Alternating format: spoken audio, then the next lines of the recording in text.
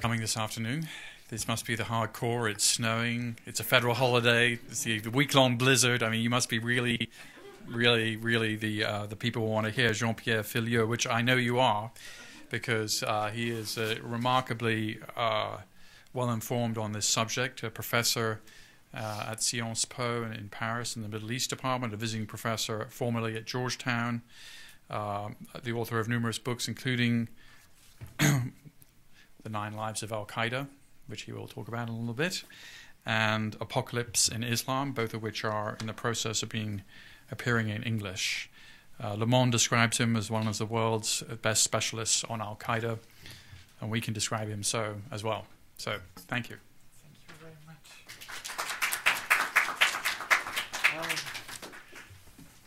much. Thank you so much for being here. You know, snow, President's Day. I really appreciate your kind attention, and I thank so much Peter. It's a dream come true speaking about Al-Qaeda next to him in New America Foundation. I wouldn't have believed 20-something years ago when I was doing humanitarian help aid in the Kunar Valley that one day I would be there to tell this story. So as Peter was kind enough to tell you, I just published a book called The 9 Lives of Al-Qaeda, and I will very quickly sum up what is the main argument of this book, and then focus on maybe a dimension that could be of more interest to you, which is the issue of affiliation. How can an organization become part of the Al-Qaeda network? And then I would be more than happy to discuss with you any topic and question you would like to address. So when I speak about the 9 lives, first I feel secure because in the States, as well as in France, the cats have 9 lives. When I try to make the argument in Spain, for example, it doesn't work at all because the cats have 7 lives. So it can become quite problematic when I want to get my message across. So it's such a sinister topic that from time to time one wants to put some irony into it. But despite the irony, I truly believe that after 21 years of Al-Qaeda, we are coming at the end of a vital cycle. This vital cycle being in itself composed of several successive lives. And I think it's not only a trick for the narrative, it's also the fact that during these different lives, Al-Qaeda proved its ability to regenerate, to rejuvenate from one life to another. So I won't go through all the lives because that would be a little bit laborious. But, you know, there are 4 of them before 9/11, during the 13 years before 9/11, and 5 since 9/11. Maybe those one I could just mention the way I describe them, the time of the ruins after 9/11, when I think, and I read with utmost interest Peter's account of what could have happened and what unfortunately did not happen in Tora Bora. So Al-Qaeda was takeable, was winnable during the winter 2001-2002. And so the good news was that the whole string of massive attacks that was planned to follow 9/11 didn't take place. You know, among others, there was a plan to bomb the US Embassy in Paris with such an amount of explosives that would probably have rocked the whole Place de la Concorde and destroyed even the obelisk standing at the middle of it. There was planning of a joint attack on Singapore airport by crashing planes to it, with a chemical factory being also targeted. There was the planning of a massive attack against US warships in the Gibraltar Straits. So all this could have happened after 9/11 and didn't happen because of the joint and coordinated effort that took place in Afghanistan, but worldwide.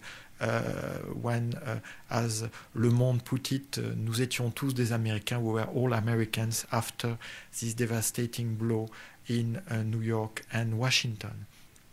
But Al-Qaeda could have been defeated at that time, and I think that by many standards, what we are living today is an echo of what was lived 8 years ago, and that again, Al-Qaeda can be defeated if the right steps are taken. Most of them have been taken since this administration took office, but of course, one is waiting for the end of the story. That will be, of course, the neutralization of the leadership of Al-Qaeda. Until that moment, it's impossible to say that Al-Qaeda is over. On the contrary, it's probably during that period when they feel so threatened that they will, all over the world, we all saw that with utter dismay on Christmas Day, but it could have happened in other places, for example in Pune, India, a few days ago. They will try to make provocations to try and go into a tense life, which is so difficult for them to achieve. So the lives that they've been through since 9/11, the time of the ruins, the campaign of Arabia, when they were devoting most of their energy to the revolutionary jihad in Saudi Arabia in 2003, 2004. Then there is the Zarqawis, if I may say, golden age, which are called the blood of Iraq. And then after the death of Zarqawi, the reshuffle with the virtual caliphate that they proclaimed on internet on October 15, 2006. And I think now we are in the ninth life, which is the life where everything is possible because they don't have a real grasp on any crisis anywhere. So they try to take advantage of anything that could happen, being in Yemen, in Iraq, in North Africa, or of course in Pakistan. Why do I think that we are at the end of the cycle? Because again, this leaves ample room for debate. I just mentioned my main conclusions of my work. The three major strengths of Al-Qaeda are becoming its three major liabilities. What the advantage is that help Al-Qaeda all through these 9 lives, this capacity to regenerate, because it's a very it's a network with a very limited number of people, which is a major asset when you have to regenerate, to adapt, to be utterly opportunistic, which is the case of Al-Qaeda. Al-Qaeda is totally opportunistic when it comes to where to fight, where to make an attack, and then they always find the rationale to justify afterwards. But the reality is that they are totally opportunistic. So the fact, there were less than 1,000 before, at the time of 9/11, more or less, probably 600-700, not more. Today, they don't the number between 1,000 and 2,000, certainly nothing more, probably more around 1,000. Al-Qaeda Yemen is 200 people, so of course it's very useful to be not to be more than that when you have to adapt, to go from one country to another, but it's a liability in the long run because you cannot take roots anywhere. And in fact, you're always an outsider to the main crisis, to the main scene, no matter how loud you shout. And of course, after Christmas Day, most of us discovered or rediscovered Yemen through the lens of Al-Qaeda, while Al-Qaeda is only a marginal player on the Yemeni scene, and they certainly cannot affect the fate of things on the Yemeni arena. So this is, according to me, one of the strengths becoming a liability. The second one is the fact that the message was so striking, so efficient, so powerful, so easy, all you Muslims, all your troubles are coming because of America and its Jewish and Crusader allies. Just stand up against them and everything will be solved. That is the standard message from the 90s until today, until the last message of Osama bin Laden, from Osama to Obama, the 1 minute message that was broadcast in Al Jazeera on January 24, when again he repeats exactly what he said in the famous cave address on October 7, a pre-recorded address that was broadcast after 9/11 on Al Jazeera in 2001, when he said America will never know peace until Palestine knows peace. Except, there's no Al-Qaeda in Gaza. On the contrary, Hamas is crushing anybody trying just to play with Al-Qaeda ideas in the Gaza Strip. So they're totally out of the Palestinian arena. And in fact, their message is becoming more and more transparent. It's wearing thin, and especially since it's appearing more and more un-Islamic, to say the least, and anti-Islamic for many people. First, you have the record that most of the casualties of Al-Qaeda terror are Muslims killed on Muslim lands. Second, you have, without going into all the history, the fact that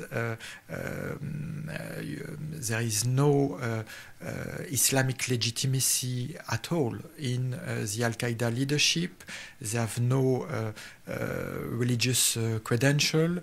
They have, bin Laden is a failed management student. Zawahiri is a doctor. I have all the respect in the world for medical doctors, but they are not sheikh. They are not religious authorities. They have no power to issue fatwas, and the only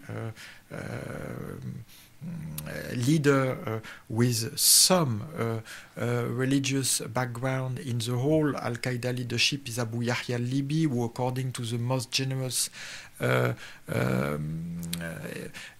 estimates, studied 2 years Islamic law in Mauritania, which doesn't exactly makes a sheikh out of him. So they have this big problem of Islamic legitimacy, and what is worse for them is that they cannot find a sheikh anymore in the Arab world who can support their action. So, and in fact, on the contrary, even Salafi or even jihadi sheikh are turning against them, considering that what they are doing is against Islam and is a betrayal even of jihad.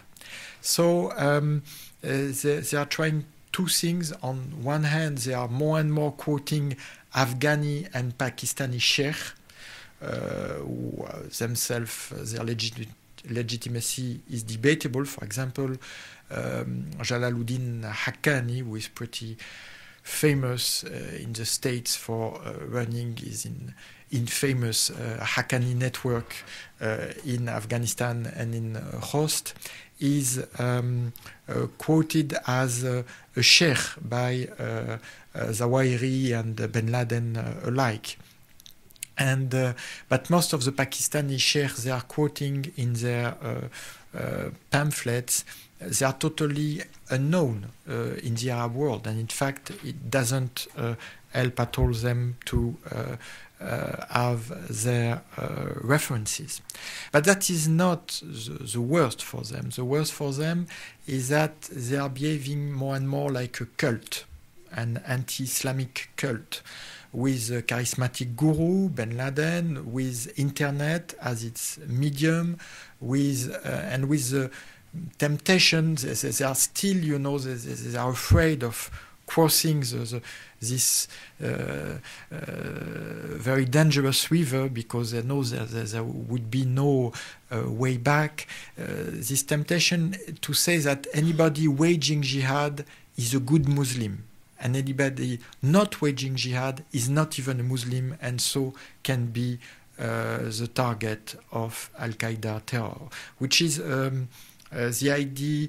There are Islamic concept for that you are in direct connection with your creator if you wage jihad, which is totally a cultish deviation. And so they have more and more trouble trying to explain the very fact that they are Muslim, and that their message is not basically a revolutionary message with some Muslim paint on it, and that it's credible. And the last strength that became a liability is about internet. You know that they were pioneers in the internet, and in fact in all the new technologies, and even before internet. And it's all documented in Peter Bergen's books, the way bin Laden, when he fought, in fact, a few days against the Red Army in '87, he made a 1-hour propaganda video out of it that was widely circulated in the Gulf. That was very good to build up his image. And same then with the fax, and then now, of course, with internet. But now, you know, there is a saying by Zawahiri that media jihad is half of the jihad. But now they're doing so much media jihad on the internet that they're really losing touch with reality. And you could have experienced already that 3-4 years ago, in fact, 4 or 5 years ago in Iraq, when Al-Qaeda was making a lot of noise on the internet. Everybody was concentrating on Al-Qaeda, while most of the guerrilla groups were not doing propaganda job and were much more effective. You know, even at that stage, the estimate from American sources was that Al-Qaeda was only responsible for 5 to 10% of anti-US attacks, while if you would have read internet and their communiques, you had the impression they were responsible of 90% of the attacks. And the same is true today. So internet is a strength when you're in the development process, but when you become hooked to internet and you're losing touch with reality, it's a big problem for an organization with such an ambition as Al-Qaeda. I will just now focus shortly about the whole process of affiliation, because it's a topic of many debates, and I've been following that quite closely because it had the key of the fate of Al-Qaeda and its threat. So you have Al-Qaeda Central, Al-Qaeda leadership, basically centered in the tribal areas of Pakistan, with very limited presence in Afghanistan. In fact, there is a whole process now with a lot of debates among even former Arab veterans of the anti-Soviet jihad now going back to the Taliban and saying the Afghan Taliban and saying that they want to do a serious job, if I may say. I'm quoting what they say, and they don't want to stay with Al Qaeda. So Al Qaeda is much more turning its back on Afghanistan and focusing on what could be its tense life if, unfortunately, they can regenerate once more. And they are really putting all their energy, all their focus on the revolutionary jihad against the Pakistani Islamic Republic. And there was a famous quote by Ahmed Shah Massoud, the Afghan leader of the anti-Soviet jihad, when he wanted to it was a few weeks before 9/11, when he wanted to convince the West, America and Europe of the danger of Al-Qaeda, he was saying Al-Qaeda is the glue that holds the Afghan Taliban together. I would take the same expression today, but I think that now Al-Qaeda is a glue that holds a very loose coalition of Pakistani Taliban and Pakistani jihadis, the so-called Kashmiri, but none of them nearly is Kashmiri. They are more Punjabi, some Sindhi, but mainly Punjabi, and some Pashtun also in those groups, Lashkar-Taiba, Jaish-e-Mohammed, and all this. And this coalition is a deadly coalition, but it's holding only because Al-Qaeda is giving them the global plus. You saw the video of the suicide bomber who just killed most of the CIA officers in Khost on December 31. So he made the suicide video, and next to him you have Hakimullah Mahsoud, the now leader, who apparently is not as dead as some people believed, of the Pakistani Taliban. What is fascinating in this video is that obviously Hakimullah Mahsoud doesn't understand a word of what the guy is saying. So the guy is speaking in Arabic to the camera. Hakimullah doesn't understand Arabic. He's, nodding out of touch. He's looking in the air when he shouldn't. So, and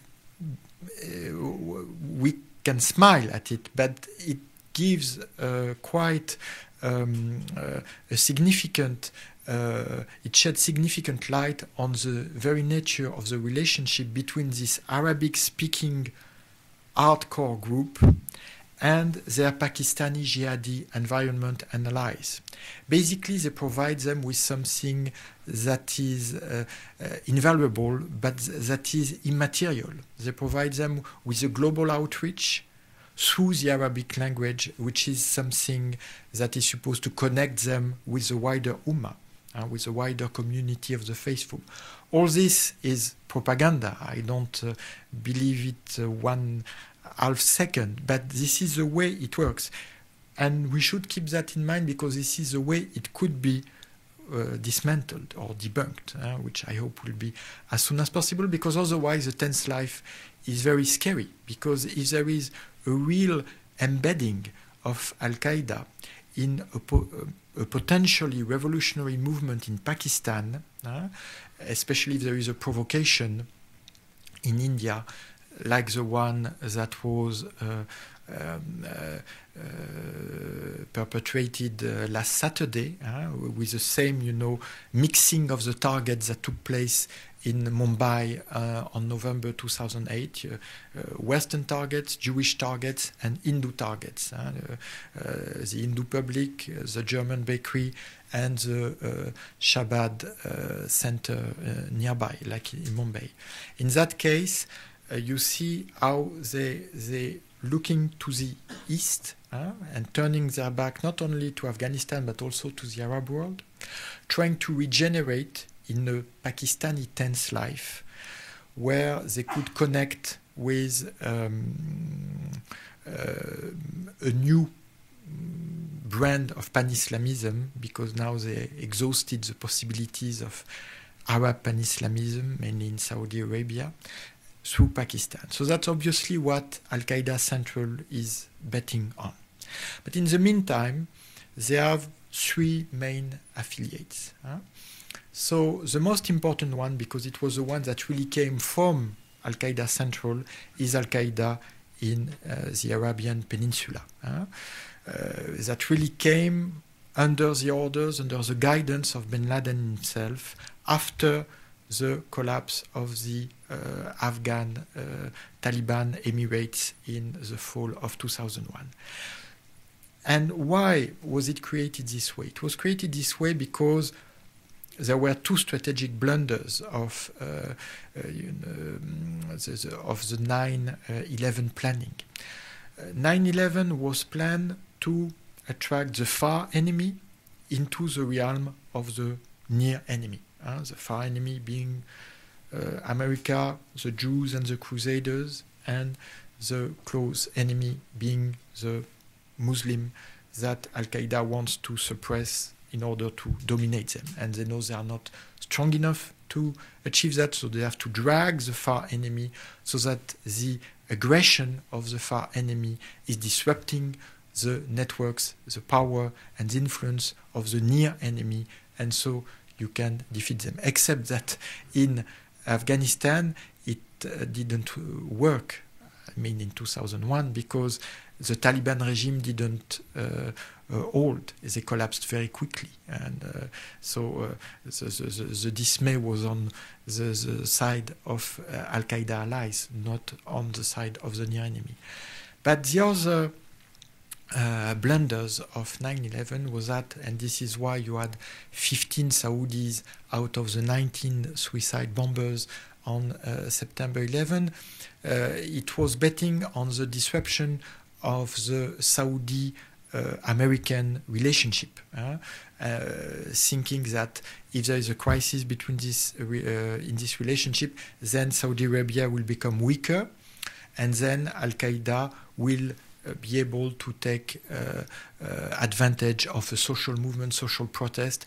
In 2001, there was a protest movement called the Sahwa, the revival, and they were hoping that it would increase and radicalize thanks to 9/11. The contrary happened. The Sahwa condemned 9/11. The Sheikh condemned what had taken place, and so the reaction of bin Laden, to make a long story short, was to resort to terror. So there was no possibility of a social movement in Saudi Arabia, so we'll make a campaign of terror. And all this was organized by one of his closest aides, Youssef El-Ayeri, who had been one of his bodyguards and who was, by the way, also an expert in internet, where he was already organizing the pro-Chechen propaganda with the Kafkas network in website from Saudi Arabia. So AQAP is basically this projection of Al-Qaeda Central in the very specific circumstances of the collapse of the Taliban regime, and this very revengeful aim to punish Saudi Arabia and the Saudi people who didn't understand the message Al-Qaeda delivered at that time. So AQAP was defeated after 2 years of terror, counterinsurgency, conflict in Saudi Arabia, and by the spring of 2005, they were in disarray.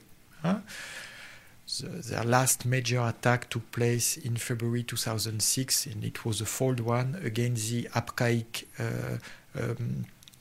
oil facilities on the eastern coast of Saudi Arabia. So they withdrew to Yemen, where you had already some nucleus of Al-Qaeda since the time, the first attack of Al-Qaeda occurred in Yemen in '92, in December '92. They didn't make a lot out of it because it was quite a flop.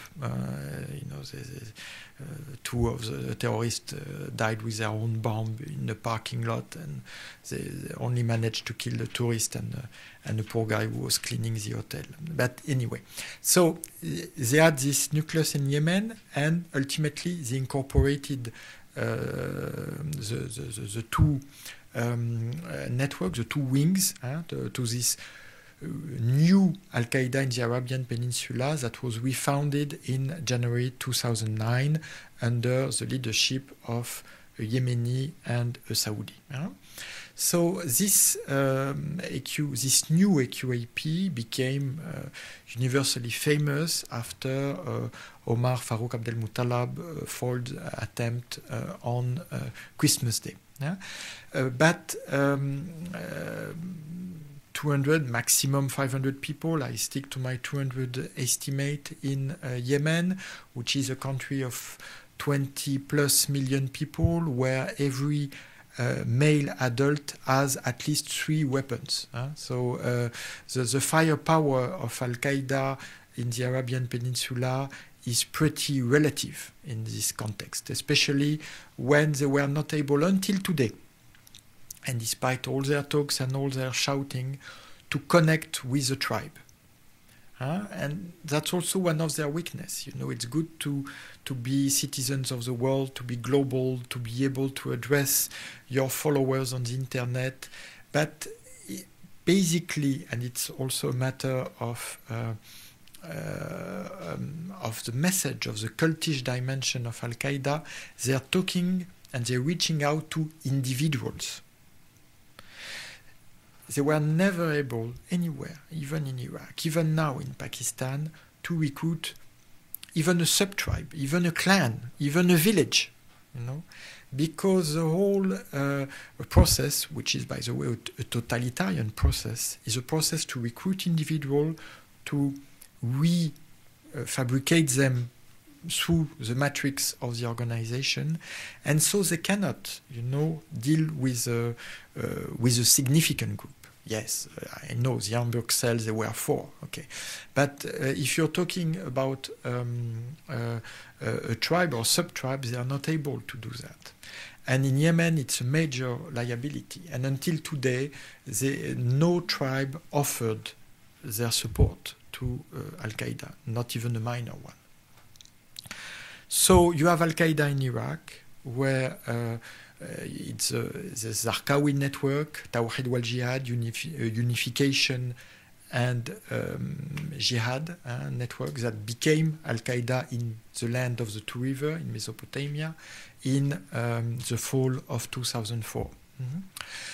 But after the death of Zarqawi, it was revamped by by appointing a political commissar, an Egyptian, at the head of Al-Qaeda in Iraq, Youssef Dardari, whose moniker is Abu Hamza al-Muhajir.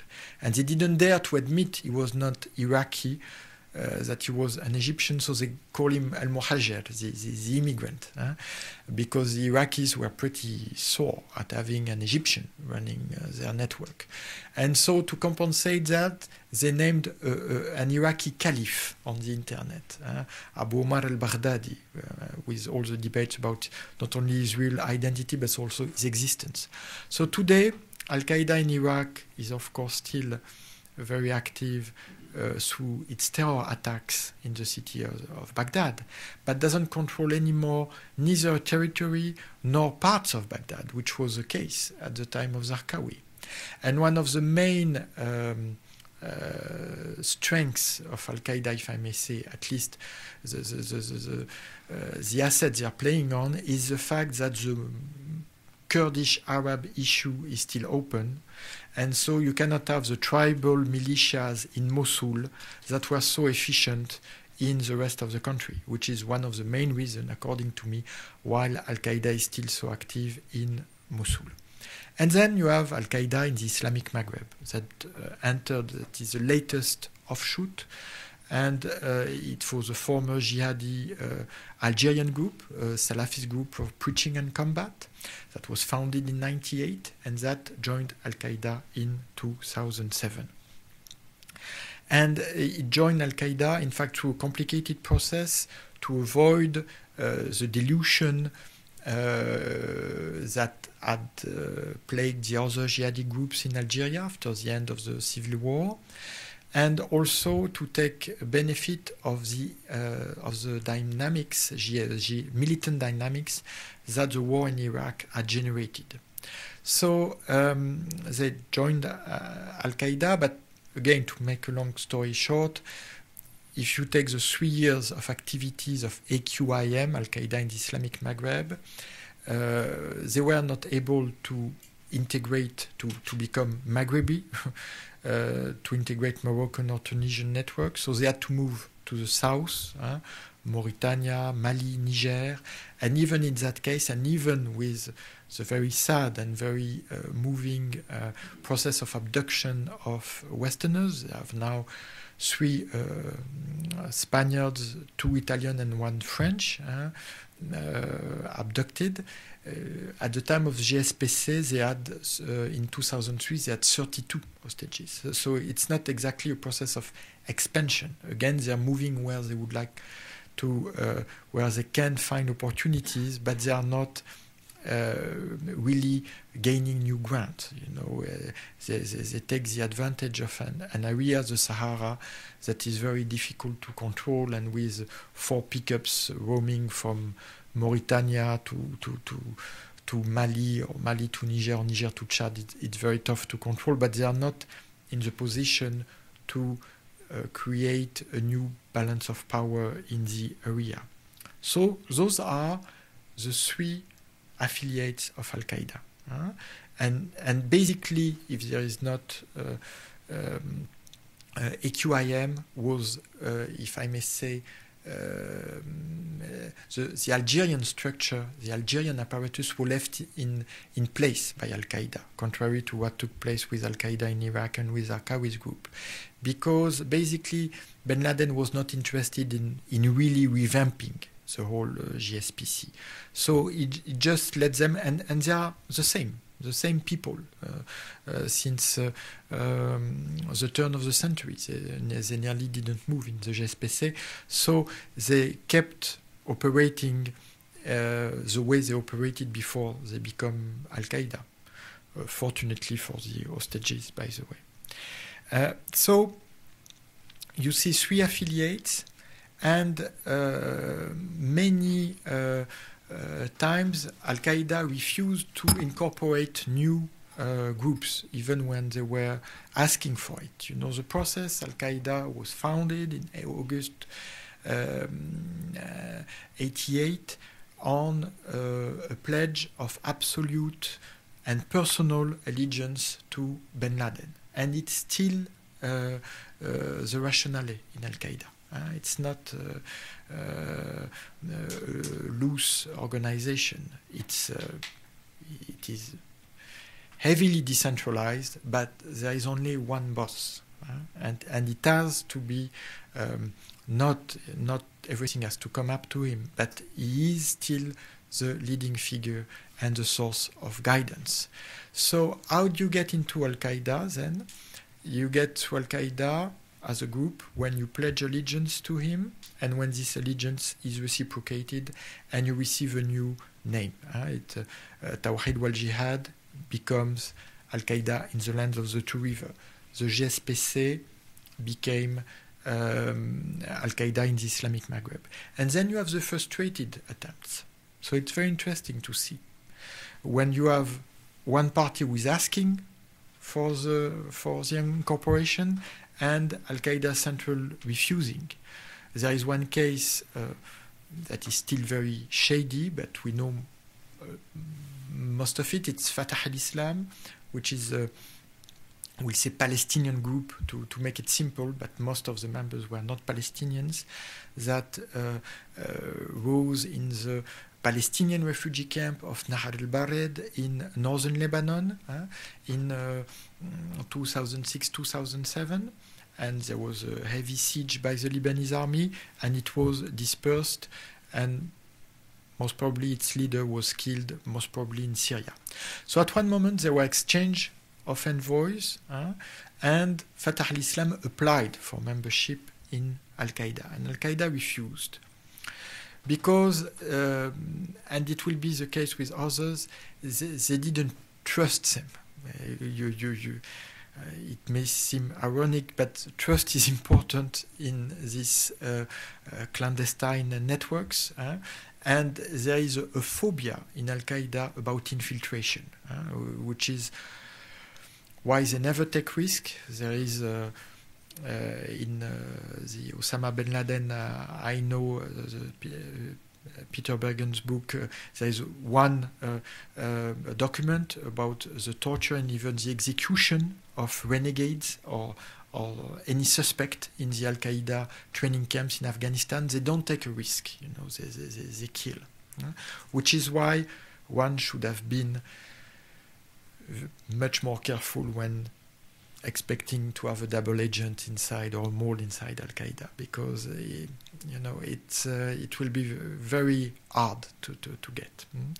So because they are protecting so well the organization, they don't want to give their franchise to, and they were afraid about the Syrians, about the others parties interfering with Fatah al-Islam.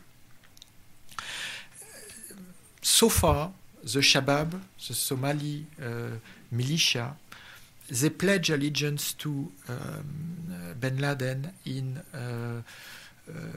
last September, and bin Laden hasn't reciprocated. My guess is that he will not. It would be quite trendy to have a new Al-Qaeda in the Horn of Africa or in the country of the Somalis or I don't know what. But I don't think they will do it. For many reasons. First, there is a very troubled record of bin Laden and Somalia. And in the 90s, things were very complicated. When he was still in Sudan, and now he's boasting about his contribution to the Somali jihad, but the reality was far less exciting for bin Laden's followers in Somalia. They were treated really like dirt by the Somali jihadis. Second, Al-Qaeda has a real ethnic problem that they can't admit publicly.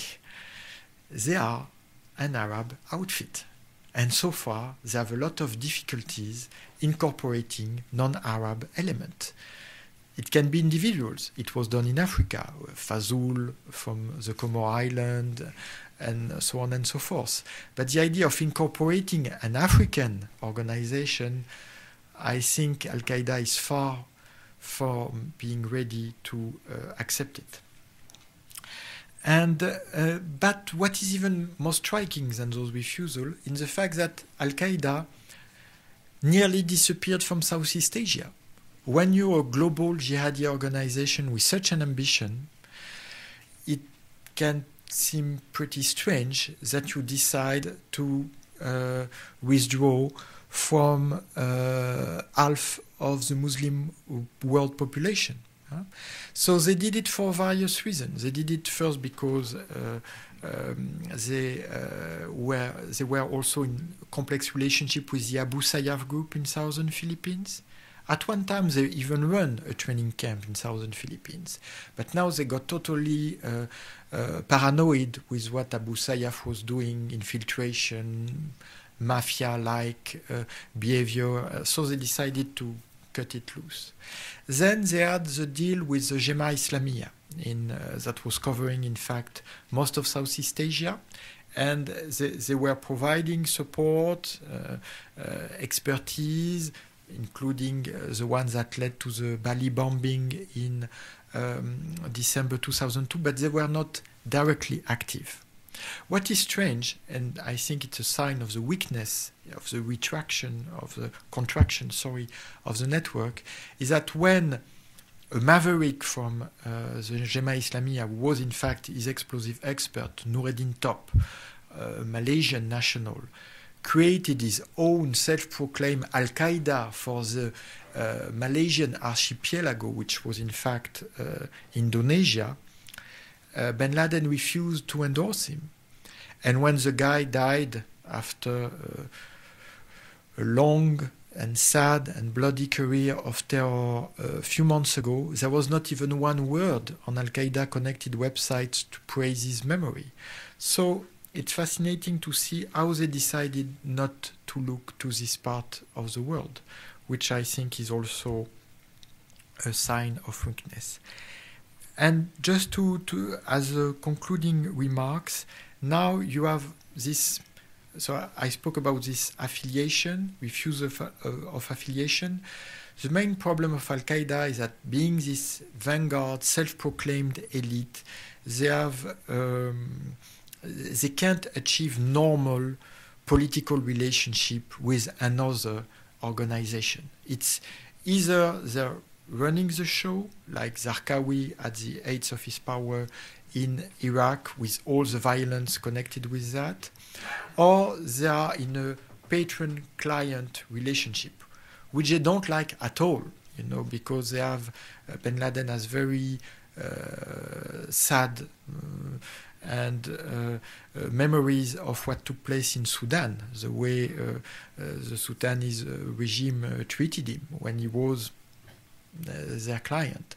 So he will try his best to stick to Haqqani, to stick to all those people, to prevent them to look at him as an outsider, and maybe a dispensable outsider. So this is why they are focusing so much on this Pakistani horizon that could be their 10th life. And on the other side, this is why also they're focusing so much on internet, where they have no patron client. They are running their own show, and also their own, delusion, and they're playing a lot on that. And I think if we can hope that maybe this end of this story is not that far, something more coherent should be done about jihadi websites. There is a big debate about it. I'm not talking about the free speech debate, because I don't think it's an issue of free speech. It's eight propaganda, 8 messages, and it's violence. But the main debate is it more useful to have the websites running so that we can monitor them, eventually infiltrate them, or to try and shut them down, which, by the way, is feasible. I don't have personally the technical capacity, but some people have it and proved it that it was feasible, even in the recent past. But the issue is more because is it reasonable to let Al-Qaeda blooming on the internet and defending, in fact, what is its cultish message of global terror, or because if they lose this asset, this virtual asset, it could damage them a lot, especially in connection with these affiliates. And I will just mention one example in the end. For example, the leader of what is now Al-Qaeda in the Islamic Maghreb gained international prestige, if I may say, or at least reputation, because he became one of the regular feature of the jihadi websites. And now he's speaking about, he's giving interviews to the New York Times, he's speaking about Gaza, Xinjiang, Nigeria, while before he was connected to it, he was only bandolero leader in the Kabylian mountains. So there is a clear connection between the internet global echo chamber and the fact that Al-Qaeda is resilient even at the end of this 9-life cycle. Thank you very much.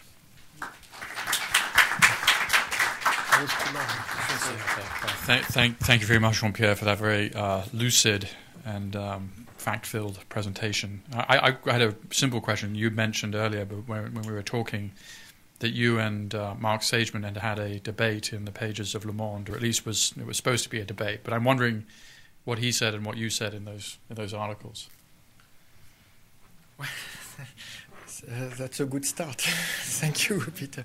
Well, I have the deepest respect for Mark Sageman's works and studies, but you know, the thing is that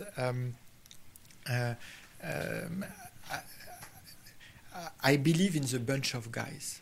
The bunch of guys model, which is at the core of Mark Sageman's research, is really efficient in proving how the radicalization process can create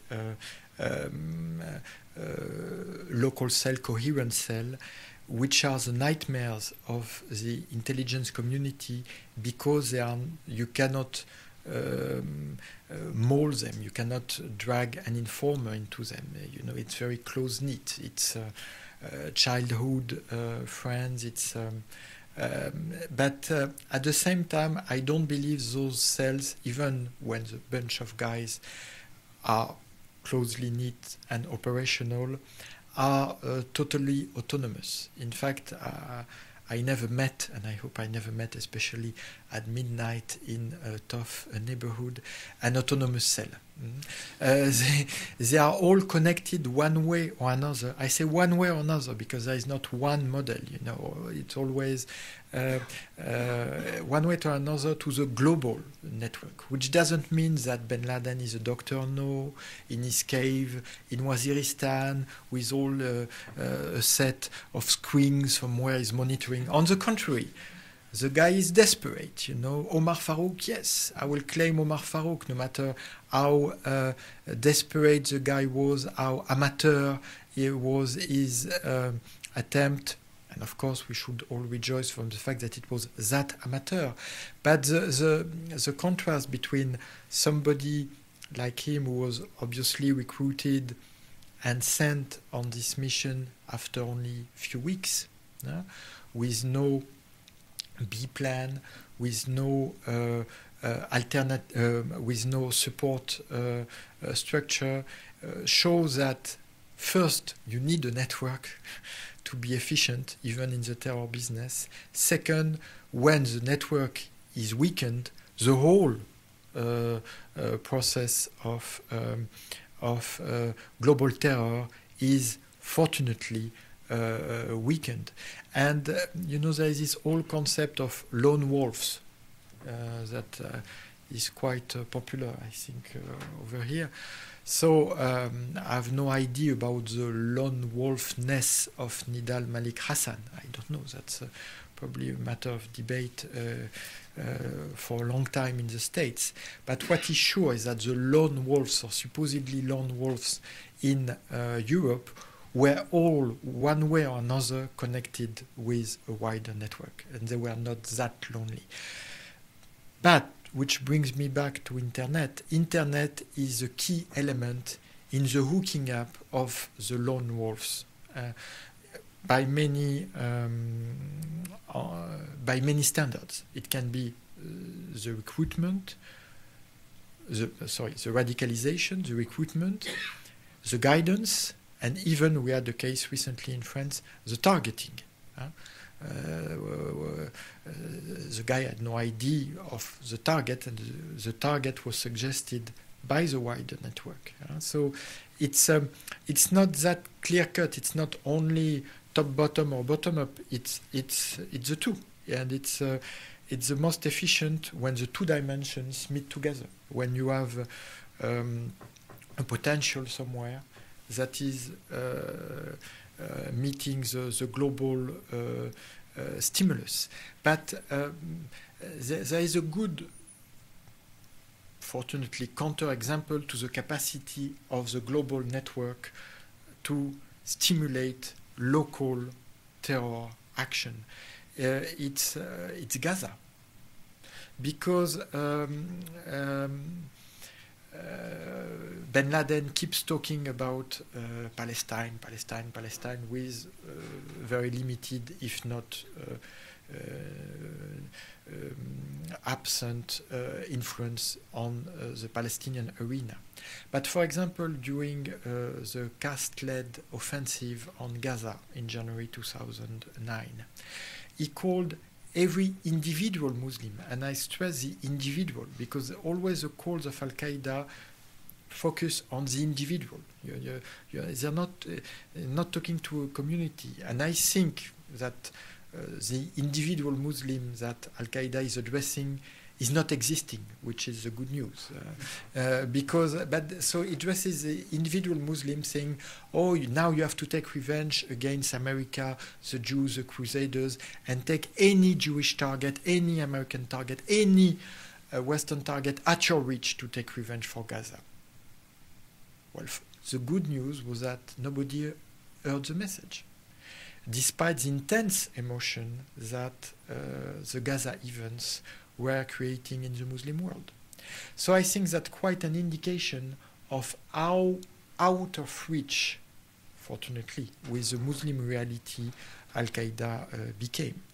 And there was no spontaneous rising of self-radicalized cells after Gaza neither.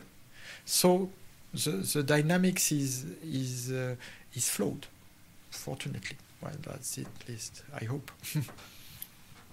Okay, so we have a microphone. Can you wait for your microphone and identify yourself? And just do one in the middle. Identify yourself and your affiliation. Thanks. Stephen Tankell with King's College London. Thank you very much for your talk today. I wanted to ask you a question about Al-Qaeda in the Islamic Maghreb.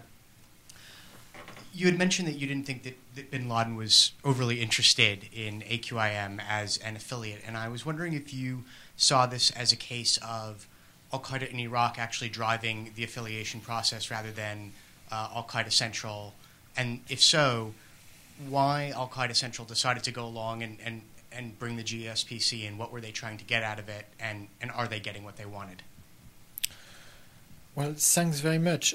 Basically, they're not getting what they wanted out of it, because what they wanted out of it were bombs in Paris or Marseille. So they didn't get it. That was the idea, the sequel of the mid-90s campaign, terror campaign of the GIA, un groupe islamique armé, armed Islamic group, this time with the GSPC. My interpretation is that certainly Al-Qaeda in Iraq was the driving force behind the affiliation, because it was through the process of sending volunteers to Iraq, and more important, of becoming the regional hub for Zarqawi's group in North Africa, that the GSPC, during 1 or 2 or 3 years, could supersede temporarily its Algerianness by incorporating other North African elements. But the collapse of the Iraqi dynamics affected not only Al-Qaeda in the Islamic Maghreb, but also its capacity to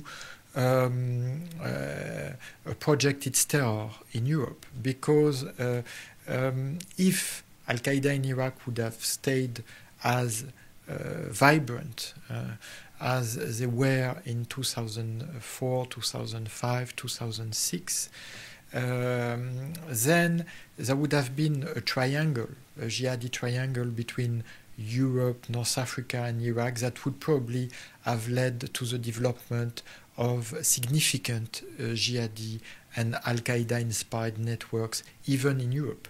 So it was, in fact, if I may say, the gamble of Al-Qaeda Central was reasonable, but the timing was disastrous. But the timing was disastrous because Al-Qaeda in Iraq was already defeated at the end of the jihadi guerrilla and the US Army after the surge. But I insist on the jihadi and nationalist guerrilla because this was the fact that Al-Qaeda in Iraq was confronted by an Arab, Sunni, jihadi, anti-American force and lost, that really was a turning point for the organization, and for me this is the beginning of this ninth life that we're living, which is a life of disarray, not to say the least.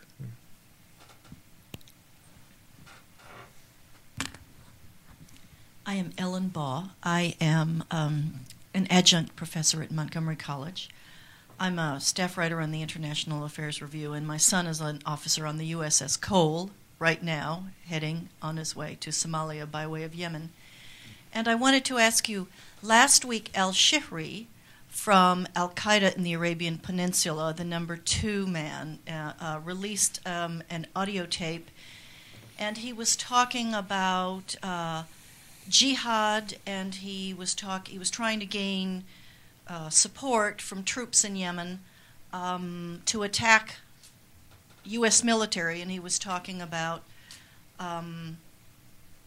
how the U.S. supplies Israel by way of the Red Sea. And I'm getting from you that you think it's really almost an empty threat now. And so I wanted your response on that. Of course, Al-Qaeda did attack and seriously damage and kill 17 people on the USS Cole. But what is your response to what Shihri said? Thank you. To make it very clear, I never take their threats as empty threats. I always consider their threats have to be taken very seriously, because they seldom threaten without a purpose. So every threat has to be really taken seriously. What I wanted to explain is how, at the same time, their global tendency should not be always taken literally, because it's a gamble. It's a gamble on us first. They want to look greater than what they are, and by looking bigger than what they are, and by attracting our intention, our attention, our military might, our power, soft power, hard power, they want to drag and attract it and use it to widen their own scope, because the reality is that in Yemen they mean very little. So that doesn't mean that they cannot strike. They could have made it on Christmas Day. Fortunately, they didn't. It was a gamble that certainly didn't come out. But the whole rationale behind, this is my interpretation, this is why for the first time, not only Al-Qaeda in Yemen, but bin Laden himself took responsibility for a fiasco, for a failure, because it was a failure. They wanted badly to attract America in Yemen. That was a trap, an obvious trap. America is getting out of Iraq. The Iraqi invasion in March 2003 was, according to the jihadi propaganda, a divine blessing. So they hope such a blessing can occur a second time. And of course, the Yemeni environment would be a nightmare for any intruder, especially a non-Muslim intruder, but even a Muslim intruder, which is why the Saudi forces didn't cross the red lines too far. So that was what they were playing on. But the thing, and this is what I hope can be a contribution of works like mine, is to try and decipher and deflate their propaganda. Because at the same time they are dangerous, they are evil. I don't have any problem using this word. They want the worst for us, not for what we do, but for what we are. This is very clear. But at the same time, they are an outfit with limited numbers of people, with limited capacity, and therefore addressing and understanding these limits, we can see and expect and anticipate what they would like to achieve. You know, for example, it has been months that the Indian intelligence was getting prepared for something like what happened last Saturday, and the Jewish center was not it because it was like, quote unquote, a fortress, because of all the measures that had been taken around it, because people anticipated such a strike, and rightly so. So it was a German bakery. It's terrible, but this is what happened. So when it comes to Yemen, so Shihri, who is a Saudi deputy, and on one hand, and the Shabab in Somalia on the other hand, will try to appear bigger than they are, and to appear bigger than you are, you have to challenge America. That's a fact of life. You are the superpower, so you are challenged. But at the same time, the reality was that no matter how strong the Shabab say, oh, we are going to send thousands of volunteers to help our Yemeni brothers against the Americans in Yemen, there's nothing, not one.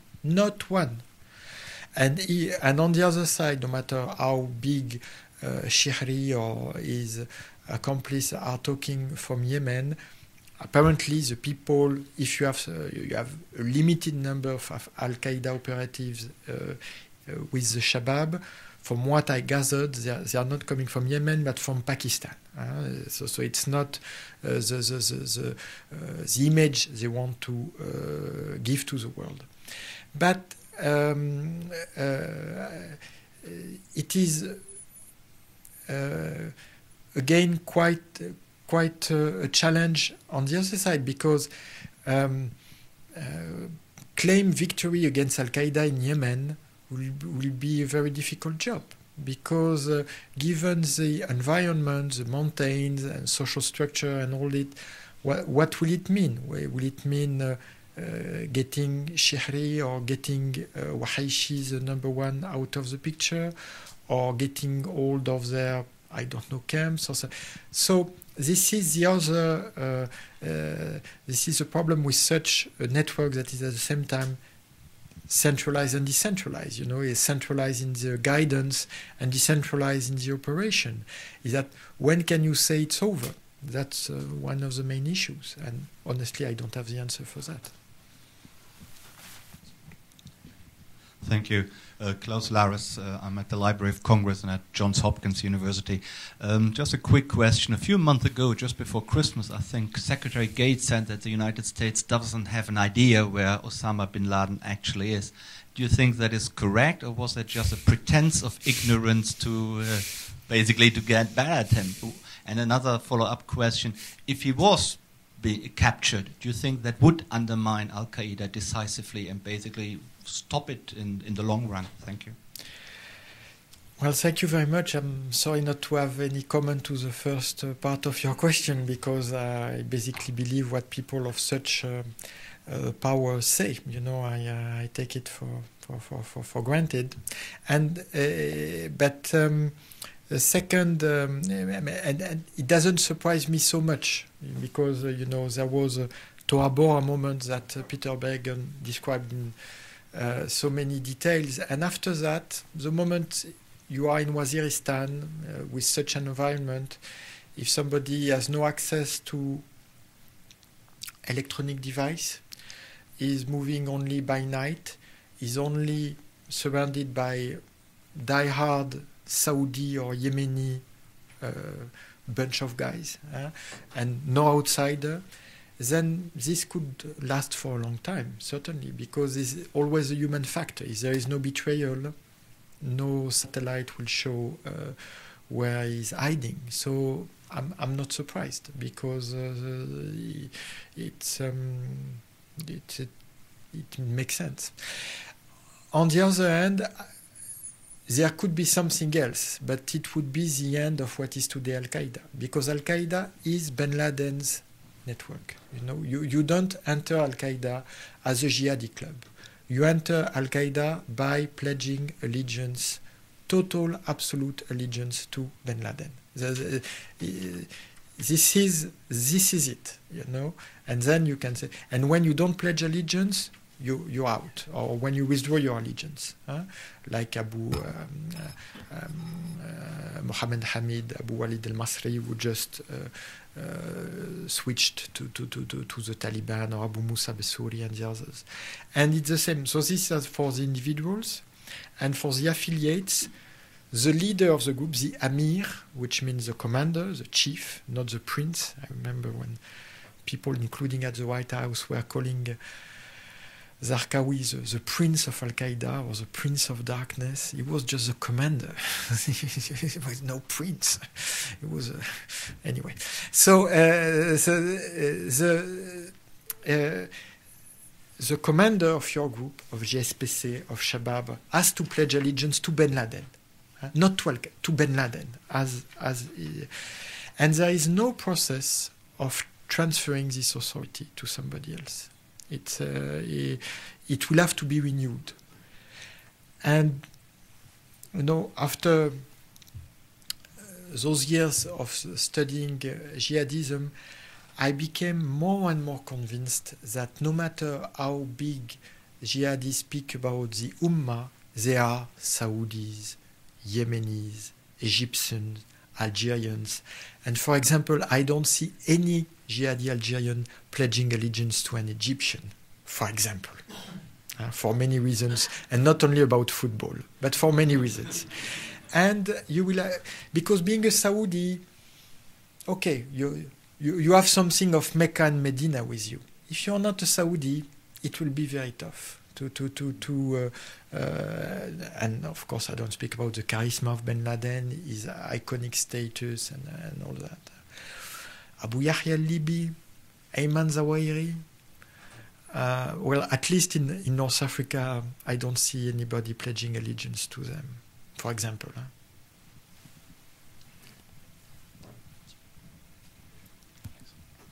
Daur Kuntz, graduate of Johns Hopkins University SAIS.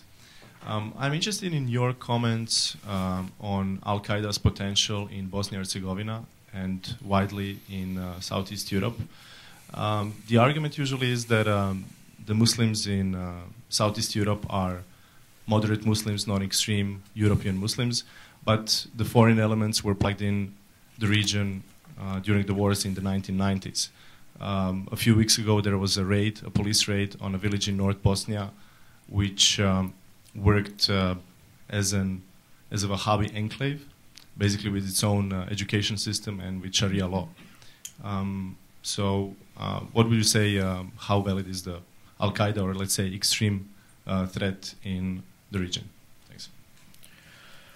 Well, I worked on the whole process of jihadi interference in the post-Yugoslav war in a previous book some years ago. So I have some ideas about that, and you know that some of the documents that help us know the realities of Al-Qaeda were in fact found in the Balkans. I have no element about Al-Qaeda, and I'm specific, about Al-Qaeda recruiting in that part of the world. There are certainly process of radicalization, Salafization, Wahhabization, call it as you want. But what strikes me is that those processes, one way or another, occur in many places, and especially in the immigrant communities, even though they are totally marginal. They concern only a small minority. But even in those processes, it's a process, this Salafism is an anti-jihadi Salafism. I don't want to go into the dogmatic details, but it's a school of Salafism, And it's not only because of Al-Qaeda putting bombs in Saudi Arabia. You know, they consider that waging jihad, the way Al-Qaeda is waging jihad, is shirk, is associationism, which is the worst sin in Islam.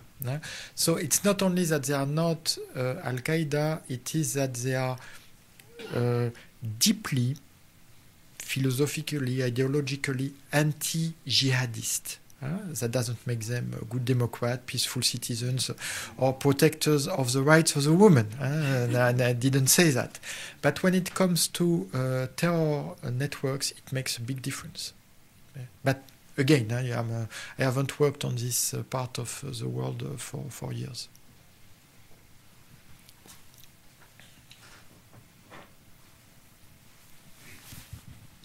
Charlie Zoram, American Enterprise Institute Critical Threats Project. Building on the earlier question on Al-Qaeda in the Islamic Maghreb, I'm just wondering if you could comment on whether AQIM is perhaps hedging its bets in connections with the Colombian FARC and other drug traffickers in recognition that while Al-Qaeda may have not gotten what it wants out of the deal, Al-Qaeda in the Islamic Maghreb may not have gotten the same it wants out of the affiliation, and what you think of Al-Qaeda in the Islamic Maghreb's increasingly criminality focus. Well, it's not increasingly criminally focused. It was always crime-oriented. You know, this is the thing is that this is a problem with jihadi networks is that very often we have the illusion that they are born the moment we get interested into them, while very often there is a long history behind them.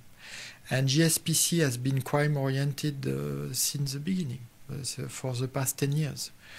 So when you talk about AQIM, which is a GSPC, you have the two branches, and the one you're referring to is the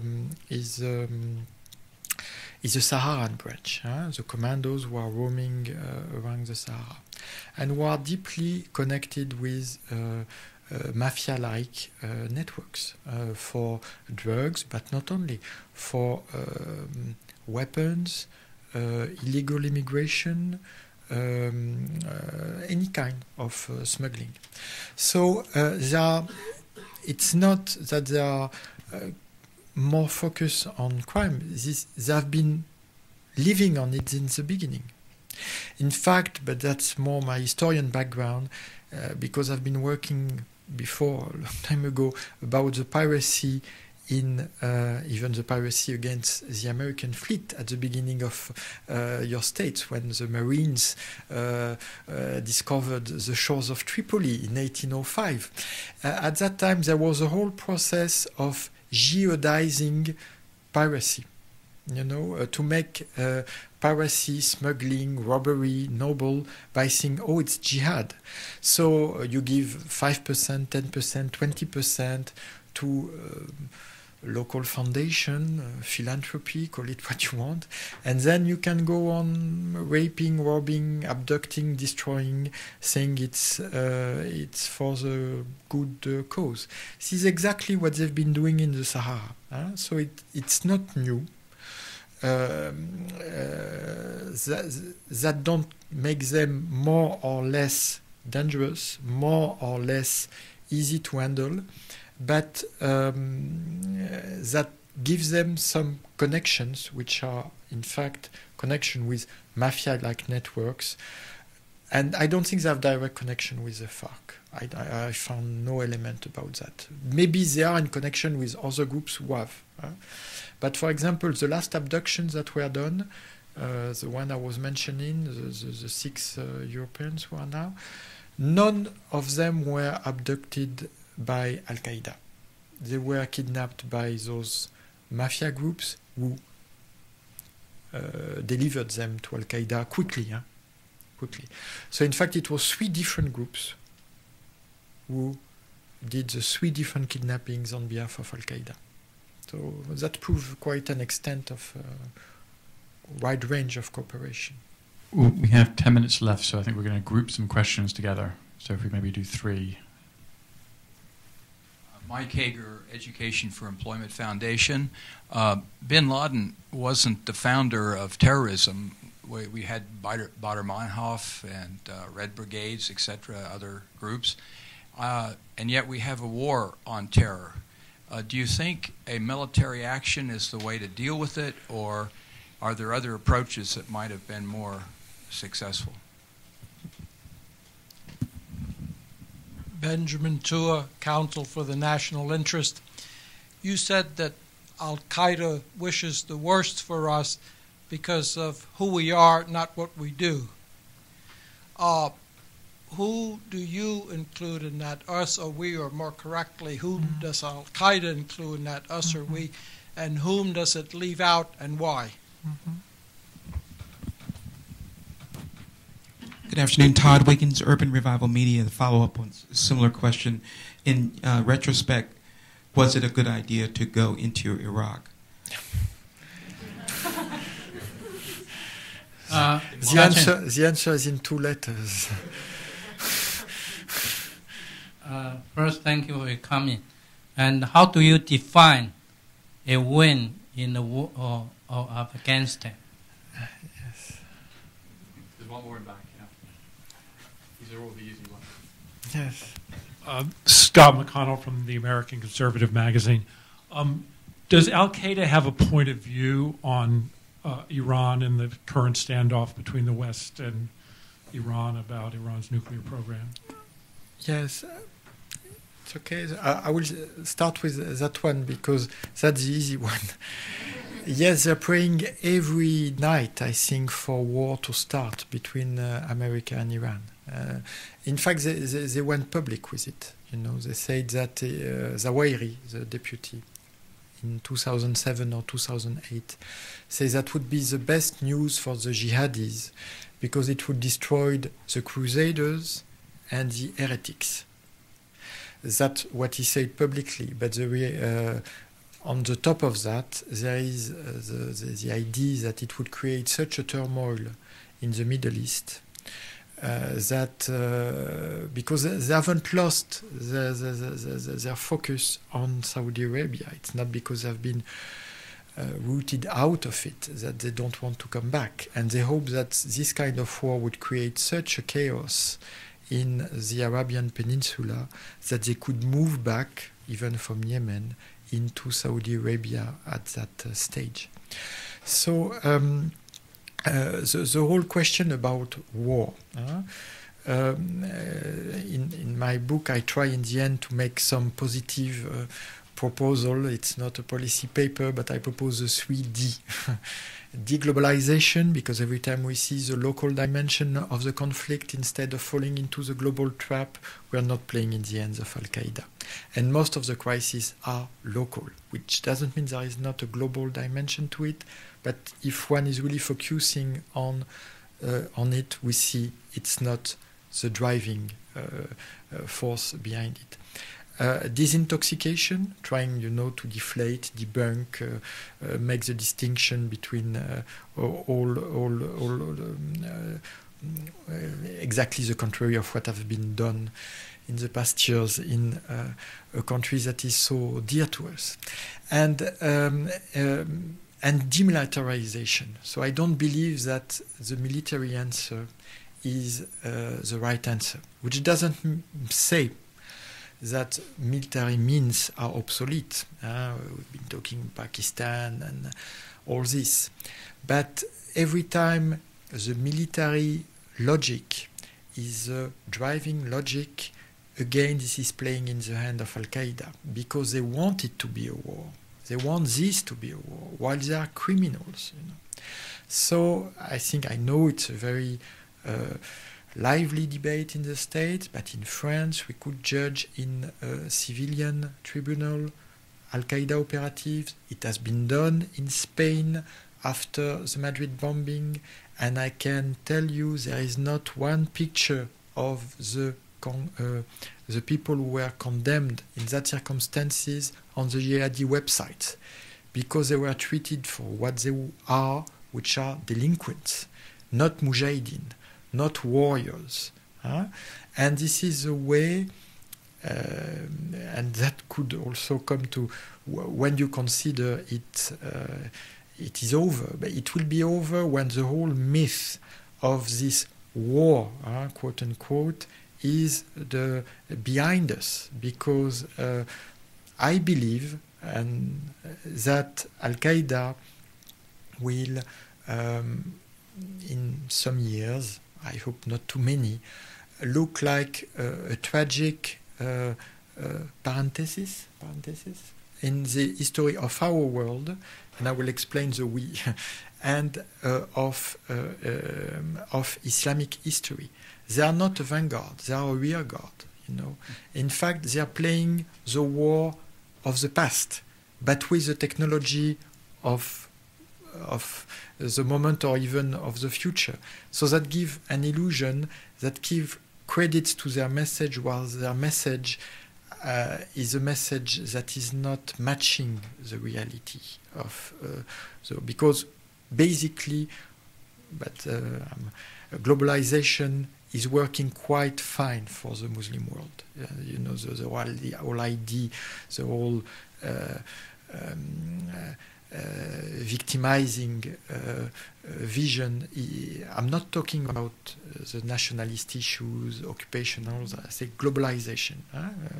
The Muslim world Islam is pretty much a winner in the globalized world. Not the only winner, but is on the winning side. So the whole issue of Al-Qaeda is more and more out of touch. And when I say I thank you for asking me that, because of course I had in mind what the Western democracy are doing, and but I could widen the scope very easily, because in Islam you have the whole theory of jihad and all this, and it's obvious that for Al-Qaeda, being this self-proclaimed elite with a totalitarian program, with with in fact a strategic aim of building up, creating a new Muslim, because the actual Muslim is not Muslim enough for Al-Qaeda. But knowing that they are not strong enough to do that by themselves, so the strategic enemy is the near enemy, is the Muslim enemy, or the not-so-Muslim enemy. So they have to drag, and it's not for what the not-so-Muslim enemy is doing. It's because he is not Muslim enough.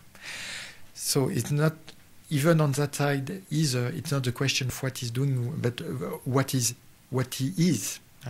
So you have to drag the far enemy, not for what the far enemy is doing, because in fact, no matter how big they're talking about occupation, Al-Qaeda is a big machine to provoke occupation and invasion and aggression. And in fact, they're living on it.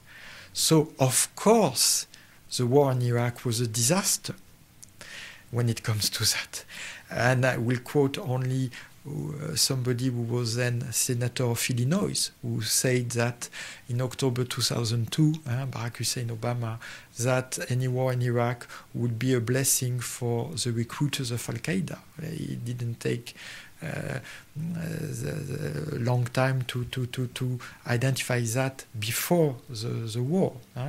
So, but once there is a war here or a war there, it's obvious that Al-Qaeda wants to make it longer, because that's the way they can live up on resentment, and trying to drive some fighters or insurgents into their own realm with their own agenda that has nothing to do with the ambitions of this armed movement or this other armed movement. Thank you very much.